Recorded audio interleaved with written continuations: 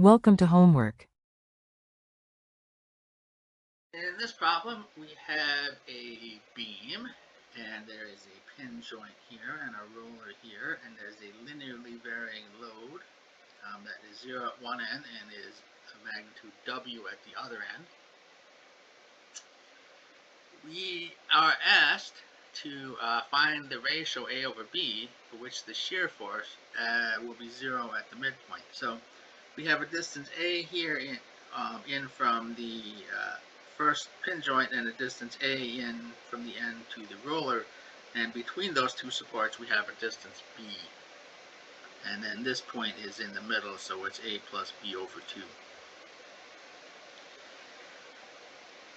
And we aren't given any parameters here, so we can find basically just start writing equations. And we don't have to worry about the horizontal direction because there are no horizontal applied loads.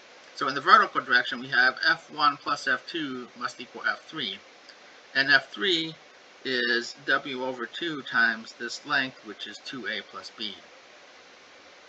And then if we take moments about this point here, this distance is B, so we have B times F2.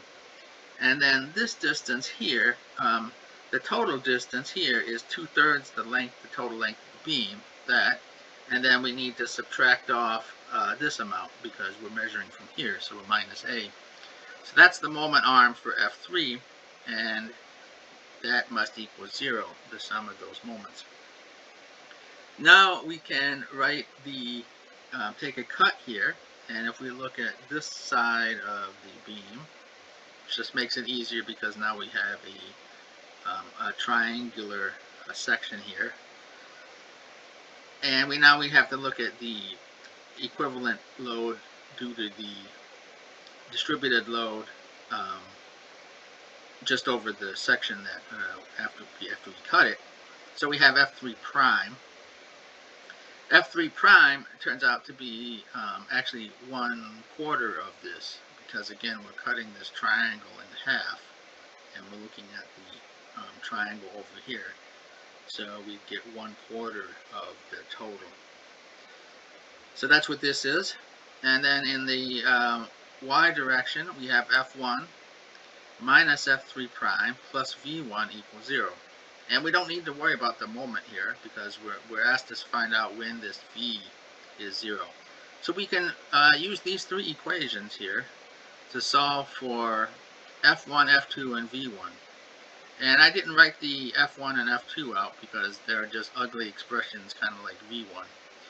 But what we get for V1 is we get minus W over 24B, and then we get a polynomial, a quadratic in A is minus 8A squared minus 2AB plus B squared. And solving this polynomial, we get two roots. One will give us A is, well, the ratio here is negative, which doesn't make any sense or physical sense. And in the other case, we get that the ratio here is 1/4. So A needs to be 1/4 of B.